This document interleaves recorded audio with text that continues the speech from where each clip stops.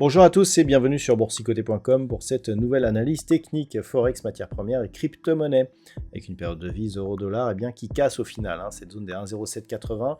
Donc on est en train de valider ici la poursuite du mouvement baissier. On pensait ici qu'un rebond allait intervenir, mais pas du tout. On est repassé brièvement au-dessus des 1,0880 pour finalement rester sous cette zone. On est revenu ici au contact de la bande de Bollinger inférieure après avoir tenté une cassure ici de la moyenne mobile 20 exponentielle. On inscrit un plus bas significatif, on teste à de multiples reprises cette zone. Il semblerait que l'on soit en train de la casser en cette fin de semaine. Donc globalement, cela nous indique un retour possible ici sur cette zone des 1.0630, mais surtout la poursuite ici du mouvement baissier lié à cette amplitude, lié à ce mouvement qui avait cassé la zone des 1.10. Donc nous avons 1.0630, mais potentiellement après 1.05 si la dynamique baissière se poursuit. On a tout de même une dynamique relativement forte en termes de momentum.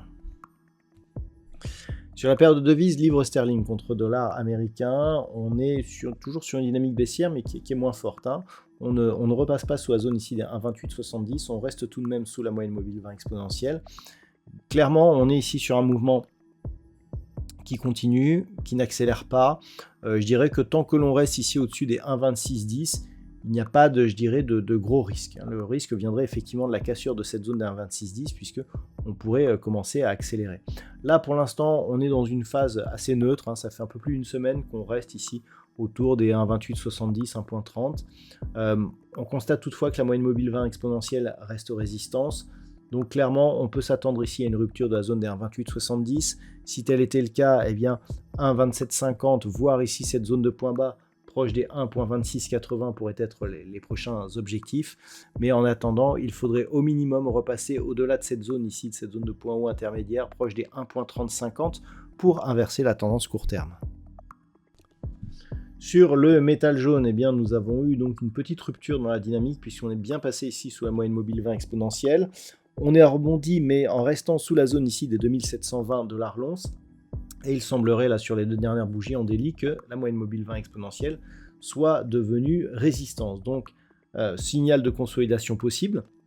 Ce signal de consolidation ne sera validé que sur rupture baissière ici de la zone des 2603 $ l'once, auquel cas on pourrait avoir un retour assez rapide ici sur la zone des 2478 $ l'once. On peut noter que sur cette configuration qui a été assez linéaire, on n'a pas eu de vraie phase de consolidation. À chaque fois qu'on marquait un nouveau plus haut, il y avait une phase de temporisation, petit retrait ici, mais qui était beaucoup moins fort que ce que nous avons eu là. Donc on peut considérer ici que par rapport à cette tendance, si on trace justement les retracements de Fibonacci, que le niveau, de déclenchement d'une vraie phase de consolidation serait sur les niveaux de support que l'on a ici, vous voyez, environ 2670 points, 2670-50, et c'est cette zone de point bas justement que l'on est venu tester sur la séance de mercredi et de jeudi. Donc en cas de rupture objectif 2541, il y aurait cassure de la zone ici des 2603, donc clairement phase de consolidation. Mais pour l'instant, c'est plus une neutralisation à laquelle nous assistons qu'à une vraie phase de consolidation. Attention donc à cette zone des 2670 $ l'once. Toujours très peu de choses sur le WTI, avec des cours qui tentaient ici un retour au-delà des 71,20 $ le baril. On repasse en dessous aujourd'hui, donc le support ici n'est plus du tout significatif. On est sur un biais qui se neutralise. Grossièrement, on va dire qu'entre 67,50 77,50, un petit peu le range que je vous présentais hier, c'était assez neutre.